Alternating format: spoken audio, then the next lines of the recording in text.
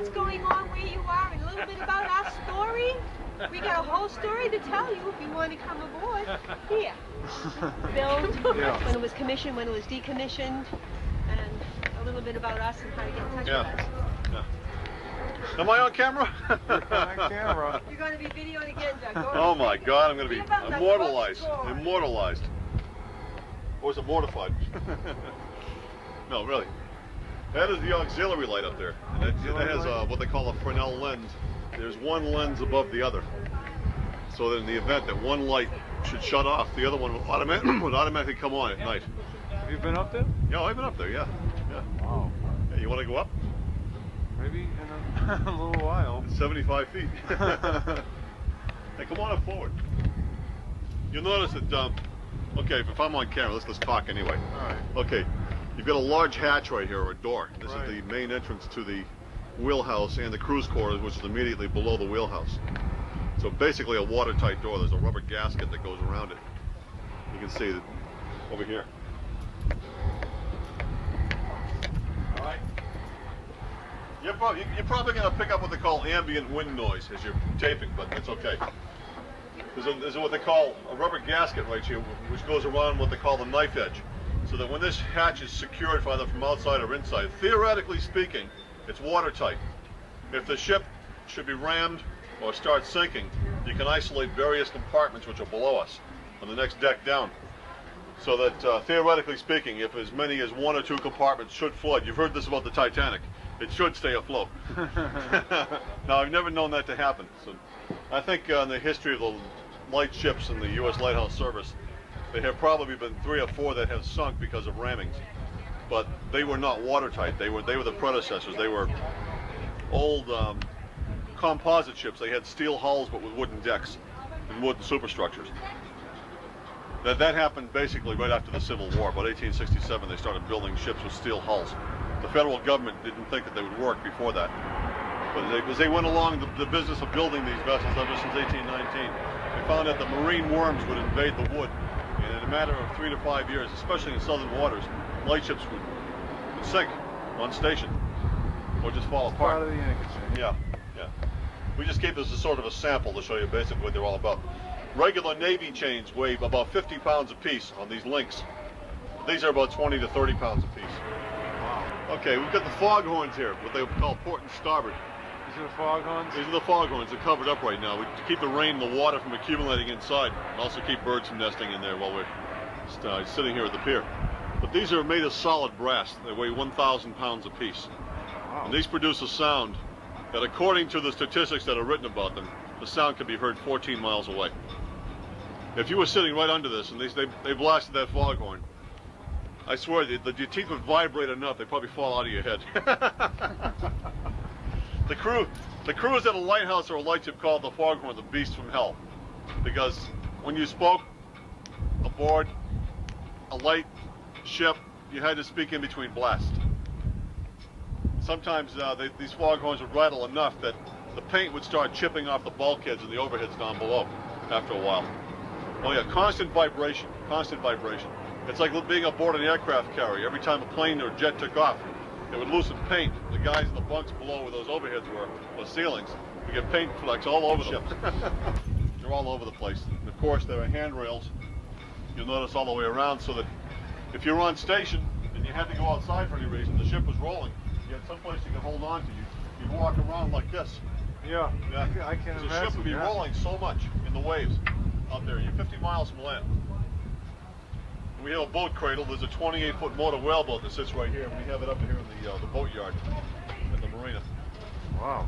Hopefully this summer we'll have the boat in here. Because once we go in the yards, the boat is going with us. We've got a new engine and a transmission for it. And that's the main light. There are 4 banks of lights up there that use railroad locomotive headlamps. I can see them, yeah. There's 6 on each There are 6 in each bank. So if one bank of lights should short out, the next bank will kick in. It produces 2 white flashes every 5 seconds. Wow. With a 10-second eclipse. And of course you'll see the stays here, the shrouds. Stays and shrouds are these cables that support the masts. The shrouds go side to side, and the stays are fore and aft. Now, does And of course, these are the boat davits. These are manually cranked. There's one over there, and there's one here with a crank on it. There's a pin that keeps this in place. Two to four people would work on this. As the ship is rolling, of course, sometimes you have a whale boat that would be taken off for one reason or another, for rescue or for transporting something between two ships. And the boat would sit here. You have two guys over there and two over here, hand cranking this, and these davits would swing out to lower the boat over the side. Notice as you go around that there are various colors. Blue is for electrical components. Okay? Right. Red, you'd have emergency or firefighting equipment. You'd have a life ring which snaps in that bracket right there. This time of the year and this type of weather, we don't put too much of the stuff out, but we do have life rings for all the stations. Right. And then there's firefighting equipment at all the red stations along the way. Yellow is for taking on fuel. Okay? Right. And that standpipe over there, that's a pump out station for the sewage system aboard the ship. We have a holding tank. Rather than pumping over the side, we have a capacity to hold, I think it's 500 to 1,000 gallons of sewage. And then once a month we have a tugboat with a barge that comes over here and pumps it out and takes it to the MWRA station. Wow. At one time, many years ago, they just pumped it over the side. That's one of the reasons why the harbors got dirty after a while. I would think so, yeah. Which is they used to take equipment aboard. Now right below here, you can mount a davit or a small crane around the corner, so you can lower supplies to go 2 decks down to the reefer decks, to the storage areas.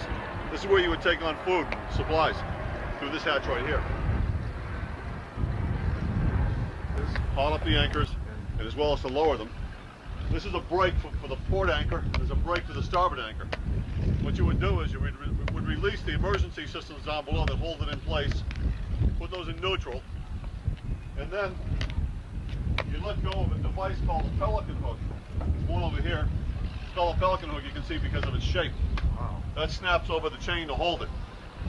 So you'd have the anchor chain held on by the brake here. That's amazing. You'd release the pelican hook, give the chain a kick, and the anchor would fall over the side. Actually, you wouldn't kick it. You'd probably have a sledgehammer there. The ship was on station on the shoals. This was the weather station. We had a couple of gauges to measure barometric pressure, wind speed, wind direction, so on. A little chart here kept track of all that. And this is the device, the electronic device, which controls the lights on the tops of the 2 masts. The main light is on right now, and it's putting out about 100 to 110 volts. That's really about it. And the fog signal is controlled manually by this box right here. There's a little toggle switch on the side of it, just to your left. Okay. And of course, there's an escape trunk right here. If the ship was in imminent danger of collision or sinking, this is an emergency way out, straight up. Straight up. And the foghorns are controlled by these 2 valves right here. The port and starboard foghorns that you saw outside. Okay. Okay. This is the watch station on the lightship. Basically, a lightship is a signpost, it's a traffic signal, it's a floating lighthouse out in the middle of a channel somewhere at the mouth of a harbor like the Boston Lightship or the Chesapeake or the Savannah. They're all at the mouth of a river or a harbor. The Nantucket Lightship didn't have that duty. She stood duty in the middle of a shipping lane 54 miles south of Nantucket Island, and it wasn't unusual to have 50 to 60 to 70 foot seas out there on a day like this. We might have a 15 to 20 mile an hour wind out here with the little swells, but offshore, way offshore, the waves are big. Watch standing was done in here. You never stood a watch outside. You basically have windows or portholes all around you so you can monitor sea conditions everywhere visually. And the duty of a lightship was to monitor that type of activity. Weather conditions, sea conditions, visibility, wind speeds, temperatures, and so on. You would monitor that and radio to the Coast Guard stations and the Weather Service about once every 2 to 4 hours, depending on the weather conditions. And while she was underway getting to and from the stations, you had 2 systems to go by. You have a magnetic compass and a gyro compass. This is the electronic compass, which gives you true north. The magnetic compass gives you magnetic north. Your engine speeds are controlled from this engine order telegraph, which is kind of a throwback to the days of the old steamships. But this is what they use on lightships. Yeah. This is exactly what they had on the Titanic. This is exactly what they had on the Olympic or the Britannic or any ship of that line. you would signal your engine conditions here. You have a handle on both sides. So you can either have one or two people up here, depending on the weather conditions. If it's rough, you'd have two. One on the wheel, one on the engine order telegraph. You'd command your engine speeds here, and then there's a responder or a repeater down in the engine room, where there's an arrow indicator on the side of this. When the engineer hears that bell ringing, he acknowledges what signal you're transmitting, and his signal is relayed back up here by means of that arrow. So the handle works independently of the arrow. Wow. Ship's whistle is controlled by this lanyard right here, overhead. Yeah. And the air for that whistle comes up through this copper pipe. And then we have a searchlight, which can be controlled right here. Searchlight. Okay, up on the top, what we call the flying bridge, is controlled by this handle right here. You can swing it around. It's locked right now. And then the foghorn, as I mentioned before, is controlled by a manual switch back over here in the passageway. You have three systems here. You've got a LORAN, or Long Range Aid to Navigation, which is a time delay system in that box on the right. Over here on the left in the little box, it's mounted on a bracket, is the GPS, the Global Positioning System, which is what all land and sea craft use now. That was used quite extensively in Desert Storm by a lot of the personnel carriers, the tanks, jeeps, and so on. A lot of them carry GPS systems so they can find exactly where they are in the middle of the desert at all times. By the push of a button, they can tell you where you are within about 100 square feet. I'm not really rushing. You got half an hour, but I'm closing right at 5 and going home to change for the dance. Okay? Fine, yeah. We're going dancing tonight. Oh, stop it! Of course, we have VHF radios too, which is what everybody uses now. This is a control or a monitoring system for the old radio beacon. You can see it right here. The Nantucket Lightship Station, AN/FRN 40 radio beacon. This is part of the control equipment for the old radio beacon equipment. You'll notice on the tops of the two masts, which you shot earlier in your camera, that there's a long barrel-shaped antenna up there, made of copper wires, with two cones, one at either end. That's the radio beacon antenna. And that was later used for the LORAN system. This ship transmitted a radio beacon to let other ships monitor that radio beacon to let them know where they were, anywhere on the face of the Earth. Wow. As long as they were within about 60 to 100 miles of the lightship, they could pick up that radio beacon signal on that LORAN signal, and then pick up a LORAN signal from another station somewhere nearby, and triangulate the position from that on the nautical charts. Okay. So they knew where they were. Here at night to like guard all this stuff. Oh yeah, we have a caretaker who's aboard. Yeah. Oh yes. Because when the tent is rocking and rolling here till 2 o'clock in the morning, people do have a tendency to come over here and try to party on board here. But with a caretaker, they can't do that. Plus, we have a gate we can lock down on the pier. Okay. Yeah. But this is the mess decks. This is where the crew ate. But as I mentioned before, this was a very inefficient place to eat because more often than not, out at sea, you had to stand up and eat. You had to hang on to something because the ship was rolling and tossing, and you couldn't sit here. There was no way to keep plates and cups from sliding off these tables.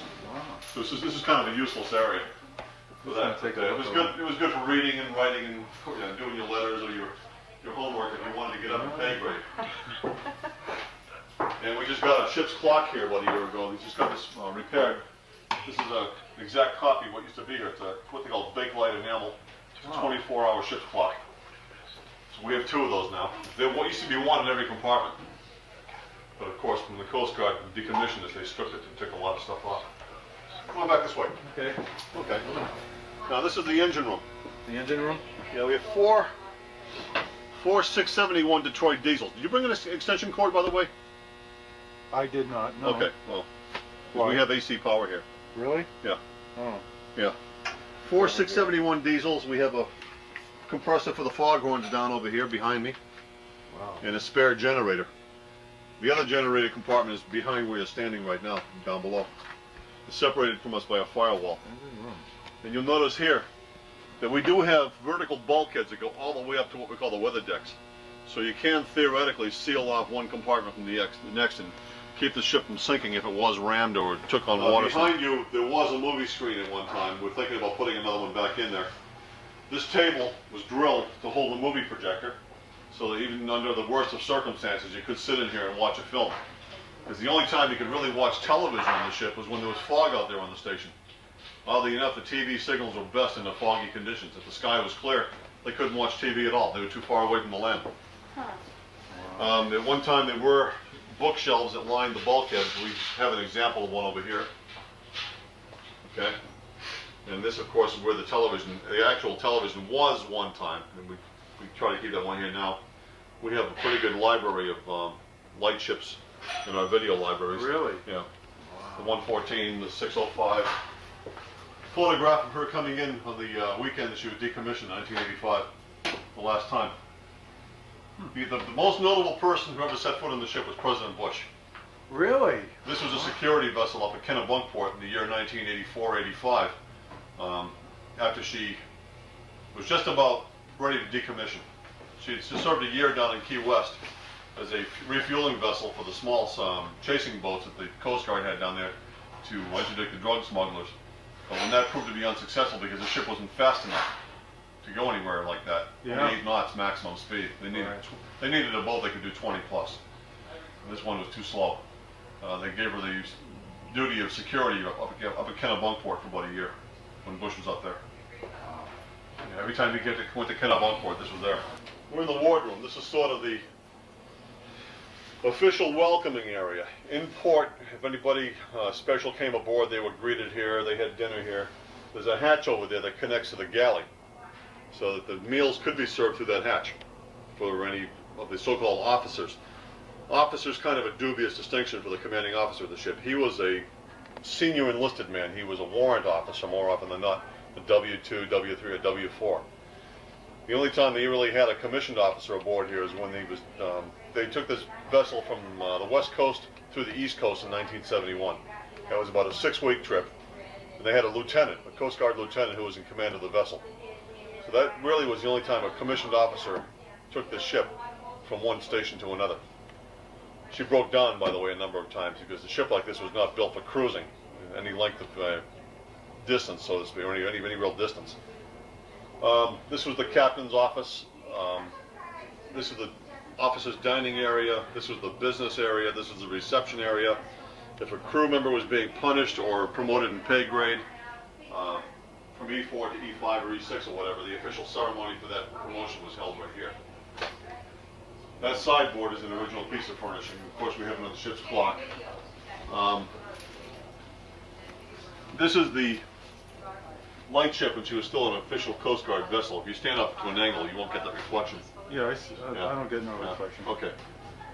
Of course, this is our business room. We have our board of directors for the Friends of Nantucket Lightship, and this is where we hold our meetings in here.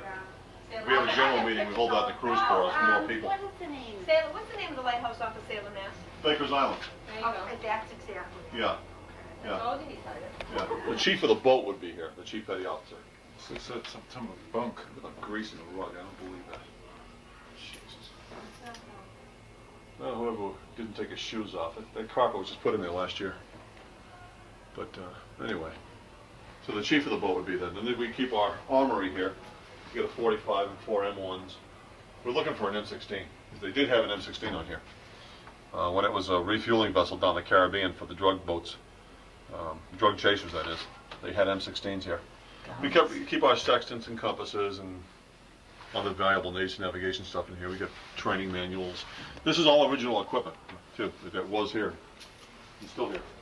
And then the chief engineer, which would be a first-class petty officer, would be right here. But you'll find out that from all the stories I've learned about life aboard the station out there in the shoals, nobody slept back here. It was too rough. You figure this lightship is like a whip. The working end of the lightship actually is the bow. That's where the anchor is. And this ship would whip around in the waves. So these guys are more often than not sleep up in the cruise quarters, even including the CO. Wow. Yeah. Pretty good sized ship. Oh yeah. And then this is the quadrant room. Quadrant because of this frame here. It's 1/4 of a circle. It's quad, okay? Yeah. Quad meaning 4. Right. 4 of these would make a complete circle. So this is a quadrant, a section of that. This is the rudder post right here, and we have an access hatch, which I'm standing on. If something happened with the rudder or the propeller and they needed to get to it right away, they can get onto it right through this hatch right here. Wow. So this is the immediate access to it. Can you fit through there? Oh yeah, I can fit in there. Yeah. I've opened that hatch. I've gone down through there. We all have, just to check it out. Of course, this is the ladies' head. Galley? We just had this. Better equipped in our kitchen. Ship galley.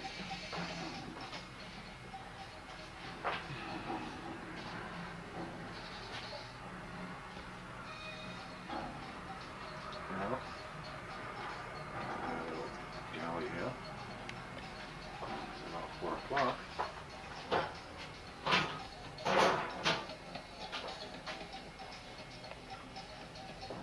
Do they have it on signature plates? Yeah.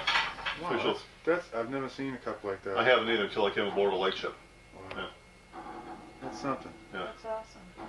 Now that hatch you saw in the wardroom where they used to serve through was right behind the deep fat fryer. When they renovated the galley some years ago, they had to eliminate that to put the deep fat fryer in because you had to have a fire prevention system above it. That's something. So there's a CO2 system that's right on top. So in the event of an emergency in your deep fat frying, this lid is supposed to drop right away, and then the CO2 would kick in one way or the other.